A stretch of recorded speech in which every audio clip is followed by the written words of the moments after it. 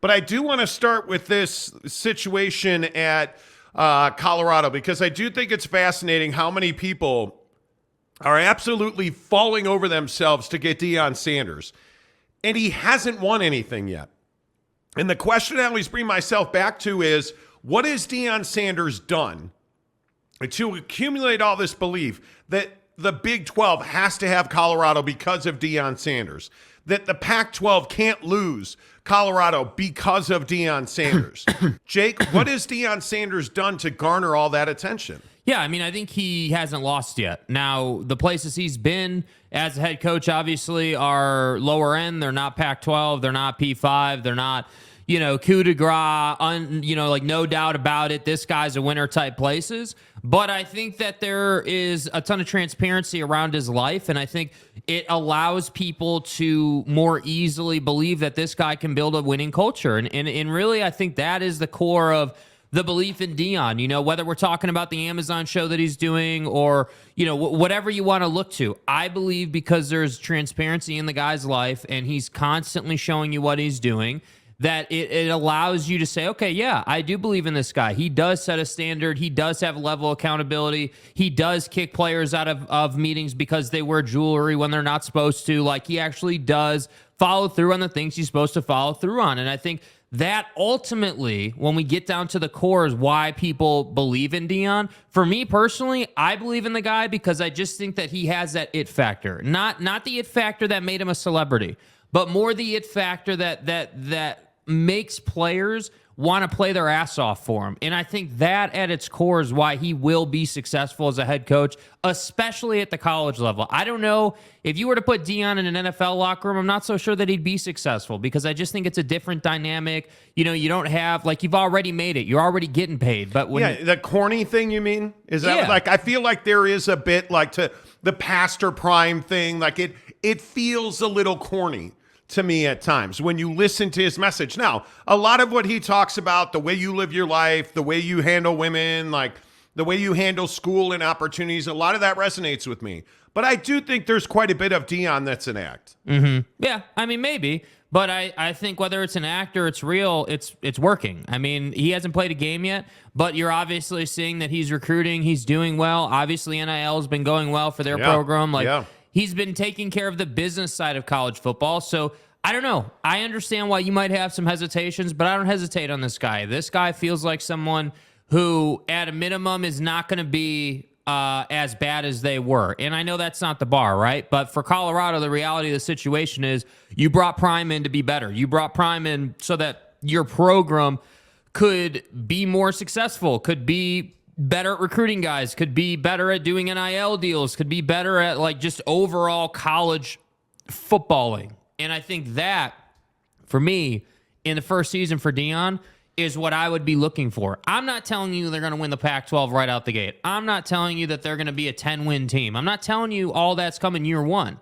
But I do think they're going to be better than 500. I do think that they're going to be able to beat anybody they play. They're also going to have some bad losses, 100%, because I think Deion, one of his weaknesses is because he amps his team, because they're always playing right up to the limit. Sometimes you're going to make mistakes. Sometimes, Shador is not going to have a good game. Sometimes, things just aren't going to work out. So my expectation would be, 2 games over 500. That's what I would look at, an 8-win team, something like that. That's what I would expect out of Deion in his first year at Colorado. But I think the other side of this conversation is obviously the Big 12, right? Hey, should the Big 12 value Deion? Should the Big 12 add Colorado because Deion has Colorado? And I'm not so sure that I say yes to that. But what I'm going to say is it doesn't hurt Colorado's resume to have Deion Sanders coaching your football team, because of what he did as a pro and because of what he's done so far. And I don't know how someone disagrees with that, man. I don't even disagree with that. But the thing that I struggle with is this hype machine. I struggle with the idea that Colorado's any more valuable the day they hired Deion than they were the day before. They haven't played a game yet. If they don't come out this year and become markedly better than they were last year, how much damage is done to Deion Sanders? And furthermore, if you put Colorado in the Big 12 in 2 years, are they successful? Do they win a significant amount of games? I don't think they do. I really don't. I think this is 3 to 5 years away from Colorado being a real contender for any conference at their end, let it be the Pac-12 or the Big 12. I just don't think that Deion or, Pastor Prime or Coach Prime or whatever the shtick is these days, you can't do what you did at Jackson State and think that's going to be good enough at Colorado. God bless. Bottom line, I think he has a long way to go. And again, I love his messaging. I'm not trying to hate on the guy. I'm not telling you that he's a terrible coach, because certainly he is not. But what I am telling you is that I think he has a lot of proving to do. I think he has a lot of work to do. Mm-hmm. And I think Colorado, in this meeting that they had today, and if you missed it, the Colorado Board of Regents had a meeting today to talk about the Pac-12, amongst other things. And we're told that there was not a lot of substance that came out of that. There was not a resounding, hey, we're going to the Big 12. There was not a resounding, hey, we're staying in the Pac-12. It feels like not a lot came out of that meeting. Now, that may change over the next 6 hours as people start talking more. But from what we understand, there was nothing substantive coming out of that meeting. And I mainly because I will maintain what I've been told for months now. I don't see a Pac-12 president that is dying to abandon the conference for the Big 12. I don't. And I think that includes Colorado.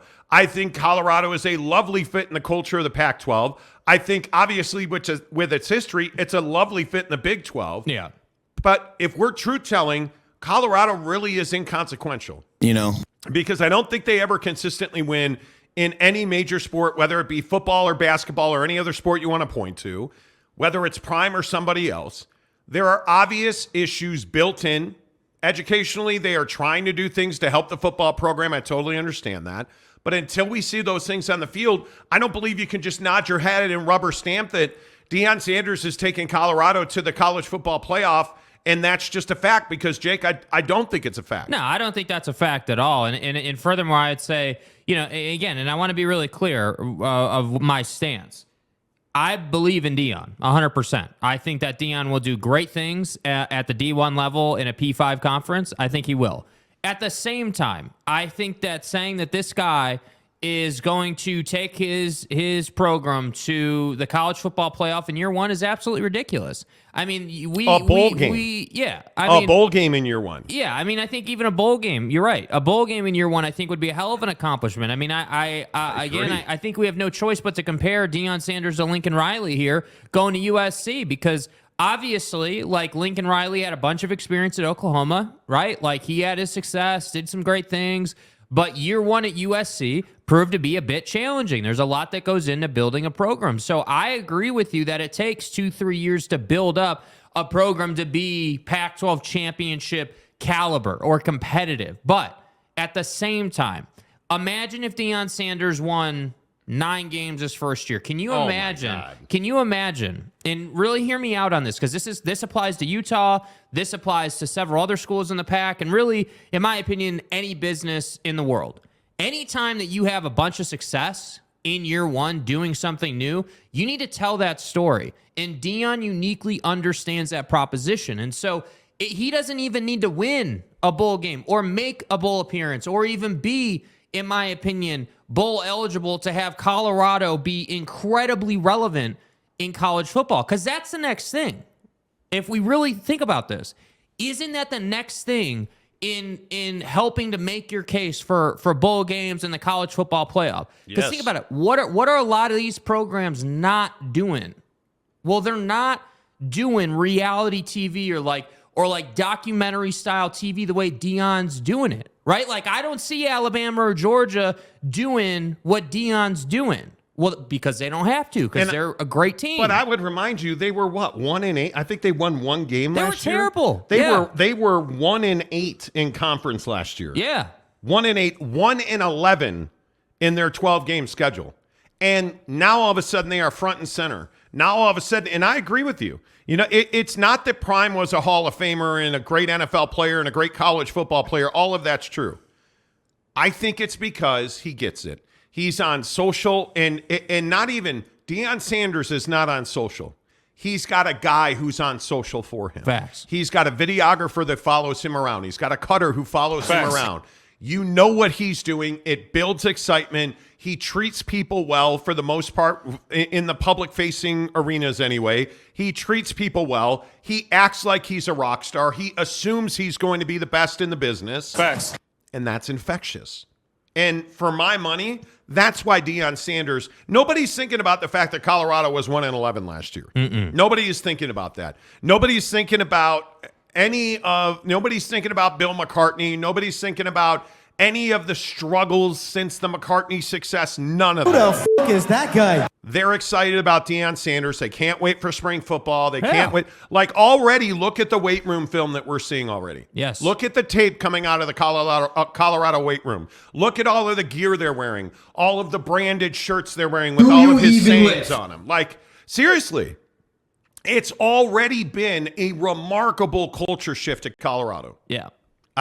So has he been successful already? I don't know how you can't say it. Yeah. I think he's already been successful. Absolutely, positively, 100%. He's been successful. I think that it just, when you get down to the nitty gritty of like, hey, you're standing on the white paint on the football field, calling the play into Shador, and you're down 7 with 90 seconds to go and 1 timeout. Yeah, then we'll find out how successful you are. But I'm not going to sit here and hate on this guy. I don't think that it's a stretch or too much to say that he's done a good job so far. And I agree. The proof is in the pudding, 100%. All of this is for naught if you go out and you're a 1-11 team again. That's right. All of it's for naught. But I think we can all agree that they're going to be better than 1-11. Yeah. I'm comfortable saying they're at least a 6-win team. That's what I'm comfortable saying. I'm not comfortable going past that number. If you go past that number, great. If you go 7 or 8 wins, great.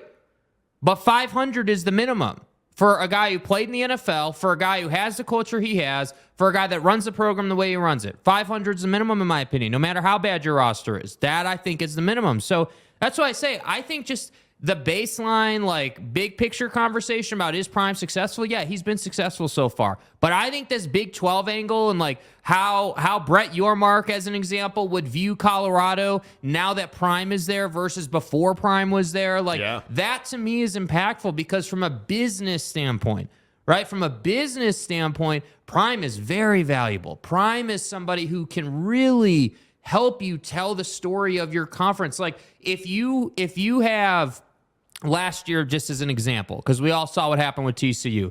Imagine if Colorado was in the Big 12 last year and Prime had a chance to play TCU and had lost to TCU on TCU's way to the college football playoff final. You would have had all that behind-the-scenes stuff because Prime's doing that. That's why I'm saying the Pac-12 has value in Colorado. The Big 12 has value in Colorado. Well, he's a revenue stream. Yeah. I think that's the thing that nobody wants to talk about is that Deion Sanders is absolutely a revenue stream. And I think when you look at Prime, and I think when you look at what they were last year, you look at what he immediately instilled at Jackson State. I think the other thing that you have to remember is Jackson State is nowhere near Boulder, Colorado, and I don't think you can compare what he did at Jackson State to what he's going to do in Boulder. Because at the HBCUs, I think you inject just a little bit of money and a lot of enthusiasm, you're going to win games. Yep.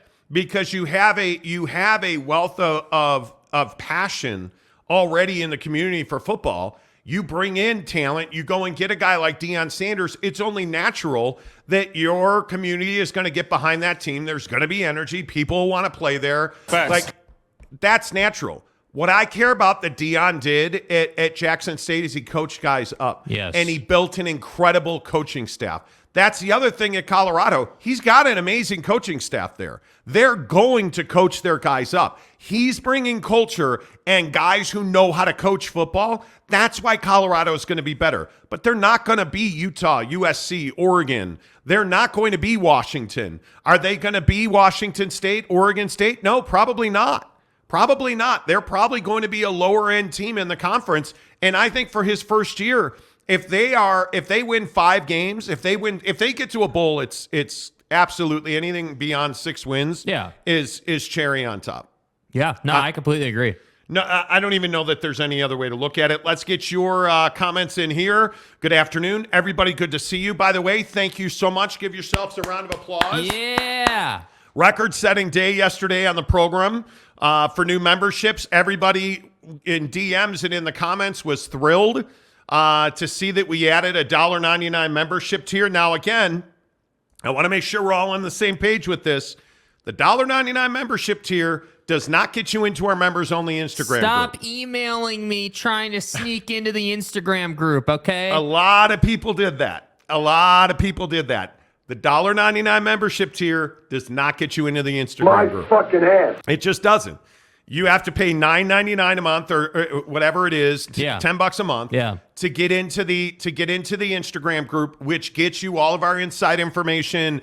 It gets you information on the Big 5-0 birthday bash. It gets you automatic entry into the Big 5-0 birthday bash. Like, you get a lot of stuff with the $9.99 membership. The $1.99 simply was the ability to be a part of the show, be a part of our community, be designated in the chat as a member of the show, and we appreciate the support. Yes, we do. And a lot of people asked us, hey, I can't afford the $10 a month. Can we do, we did $2 a month. And you know what? I'm thrilled that you guys are here and doing it. I really am. Go Black 45 says, I can tell you, Monty, that down here with Grambling, the lack of funding and caring has ruined that historic program. Oh, it has. Yeah. It has. And the HBCUs are in this really unique position where funding is a huge issue. I think we all recognize that.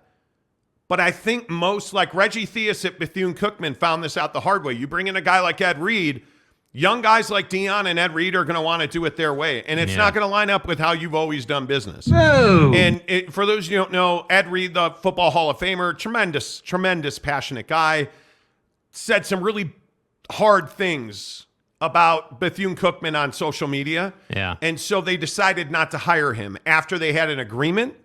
Better send those refunds. They never had pen to paper, and Ed went in and started cleaning out, and he basically said, hey, my office is disgustingly dirty. This is embarrassing. And so Bethune-Cookman said, yeah, we're not going to hire you. The ink isn't dry yet. Yeah, brutal. But when you have a guy like Deion Sanders that comes in, he injects a bunch of energy, he injects a bunch of money, he gets guys paid, he brings in recruits. There's the good side and then the terrible side. Grambling should never be down in football. Yeah. Grambling should never be down in football, ever. It just should never happen. Hey, how about that? Let's go. First one of the day, baby. Let's go. Let's go. Get the ball rolling, Brad. Our first one, Brad Turner, our first new member of the program today. I haven't even gotten to put the link in the chat yet. You can always click the join button. Appreciate that. Let's go, Brad Turner. Appreciate you. Who's first in today? First comment of the day. Hey, my guy Lopes Old Van reliable, Gabe. bro. 1 week from tomorrow, we will be hanging out with our Phoenix crew, all of our Phoenix listeners. We are going to Oregano's in Old Town Scottsdale. Lopes Van Gabe's going to be there. Fat Jesus is going to be there. Giggity's going to be there. We will have shows for you next week. Don't freak out and say, "What? You guys are going on vacation?" No, we're not. We're doing shows next week, okay? You guys, when do we ever go on vacation? Can I ask you, we do. When do we ever, we're going to spring training. We're leaving Sunday. We're going to go spend a week in Mesa, watch the Cubs. Of course, now it is forecasted to, rain, unfortunately. Bonnie, please. I just don't. Whatever. Whatever. So it'll be interesting to see exactly how that plays out, but we will be doing shows next week. We will be off next Friday, St. Patrick's Day. But other than that, Monday, Tuesday, Wednesday, Thursday, live in Mesa at spring training. It's going to be a blast. This week has been an absolute roller coaster ride. Yeah. Jazz Perch says, good Wednesday, guys. What's up? Brandon Trujillo says, what's all this rumbling about there potentially being a sports book involved with the Pac-12 media rights and the Pac-12 network hiring more people in the production department? So a lot of people in Pac-12 country are talking about the fact that the Pac-12 has opened a production facility in the South Bay in San Ramon, California. And essentially what they're doing is they're not going to have a TV network or networks in the Pac-12 networks anymore. They're going to be producing content. Now, does that mean features and shoulder content for games, or is that, hey, this is our production house for football, basketball, live sporting events. Could be a combination of both. Yeah. That's known already. That is not a surprise. The sportsbook thing has been talked about for a few months, and it is a way for the Pac-12 to generate new revenue. The issue is that, and I think we've talked a lot about this on the show, that there is a split over whether or not you should be able to go full stream on an Amazon, an Apple TV. Well, the problem is there's no money in that, right? There's no money in that. And you're losing money on that deal. So what a lot of people have talked about is bringing in, name your favorite sports book, whether it is, I don't know, BetMGM, right? Bring in BetMGM to be the official betting partner of the Pac-12 conference. That way it's an influx of cash. They bring you this, they bring you that. The bottom line is it makes up for the lack or shortfall of revenue in the conference. Now, is the NCAA going to pass that? I think that could be tough. I think that could be very tough. But if you're the Pac-12 networks or if you're the Pac-12, content creation company, you don't really care about that because all of your content will be brought to you by BetMGM. So there are a bunch of different business models. I don't know how all of that shakes out. I don't know exactly how up and up or how on the up people would view a college sports conference doing business head to head, essentially hand to hand with a BetMGM or any other sports book, Caesars or FanDuel or Fanatics, whoever you want to point to. But it's absolutely a revenue stream, and it's absolutely coming. Because one of the things you got to remember now, in a lot of the NFL stadiums that college games are played in, there's a sports book already in that stadium. It is the next incarnation of gambling in this country, unless you're in the great state of Utah and several others, where you're not allowed to gamble on sports. But it's absolutely coming.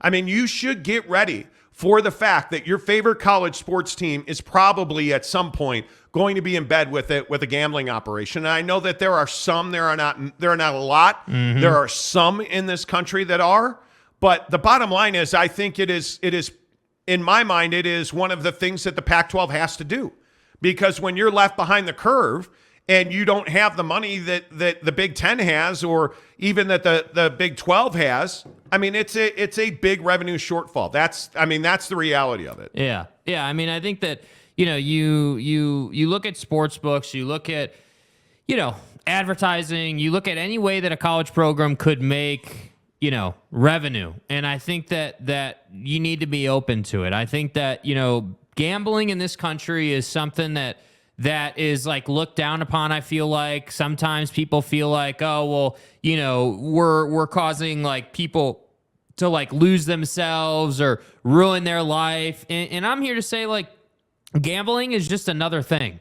Whether we're talking alcohol, whether we're talking guns, whether we're talking cigarettes, drugs, whatever. Gambling's right up that alley for me. And I feel like, if a sports book wanted to get involved to help the Pac-12 survive, let's say, then more power to them, man. Because ultimately, a sports book is a bank of sorts. You know what I mean? Like, you're giving them their money, or you are giving them your money, and obviously, depending on the result, you may get more money back or you may not. And to me, I just think that it's business, man. Like, sports books are always going to be involved, and I just wish that we would have some more flexibility around it, because ultimately, we know, like, we have OG viewers on this program that gamble every day in this state, right? Like, even though Utah's, against it, like, I know people that do it. It's no secret that it happens. So I don't know why we run from the whole sports book gambling, thing. It just isn't necessary. And frankly, it's a revenue source that I feel like should be leveraged to as high a level as possible. The gambling thing has bothered me for a long time, because I just don't see any reason that it should be taboo. Why is it taboo? Help me understand why gambling on any sport is taboo. All around the rest of the world, it's all anybody does. In our country, you can smoke cigarettes, you can drink as much alcohol as you want. In certain states, you can smoke weed, but you can't gamble on sports. Yeah. I'm amazed that we don't have a national referendum on gambling. Yeah. It is truly shocking to me, in a country where we want gun rights and we want all this other stuff, but what we don't want is your freedom when it comes to certain things. And I think sports gambling is absolutely one of those that I think we really have to take a hard look at and wonder to ourselves, like, what are we talking about here? What are we really talking about here when it comes to sports gambling? And are we being a little hypocritical? Are we being a little altruistic about it? Yeah, probably. Yeah. Hey, by the way, welcome David Semesto. Let's go. Welcome to the program. Let's go, David. Love it, my man. See, this is so much fun, you guys. This is so much fun that we are able to do this stuff. And I will tell you real quickly what I am doing on my phone. Because I'm sure it's obnoxious looking at me holding my phone. I have been invited to be on TMZ tomorrow. So I have to have a Skype account. I do not have a Skype account. So right now. Just do it later. But you need to do it later. Why? I can't necessarily do it later because I need to do it now. It doesn't matter. Anyway. So that's what I'm being distracted with on my phone. Yeah. David, welcome to the Monty Show membership. Appreciate you supporting the show. Design Good Business said, are the Pac-10 presidents or executive boards being presented an updated media proposal this week? There is going to be a meeting in Las Vegas during the men's basketball tournament at the end of this week. I'm told Thursday, Friday, Saturday. And I don't believe that they're going to get an updated media proposal. I think they are going to touch base. And I think there's a lot of reports out there that say, oh, the presidents remain unified. I believe that's highly unlikely. We have heard from people for weeks now that they are anything but unified. Right. So I don't believe that they are unified. I really don't. John Grove says a dinosaur can graduate from Oregon State and Washington State. They aren't any better academically. Well, dinosaurs aren't real, though. Right. I thought. Right. I mean, well, they're extinct and stuff.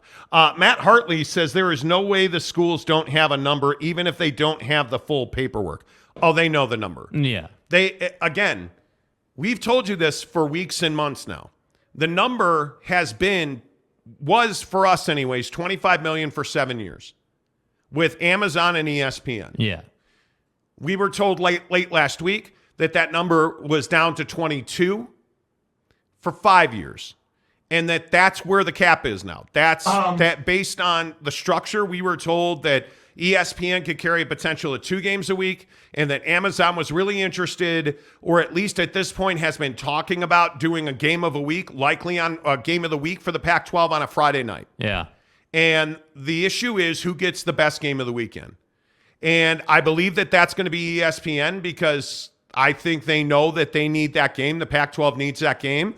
On ESPN, ABC, the big, the app and ESPN Plus, there's only one way to get that. Yeah. That's with Amazon not having weekend content and ESPN carrying the Saturday package. So I think that's likely where you are with it.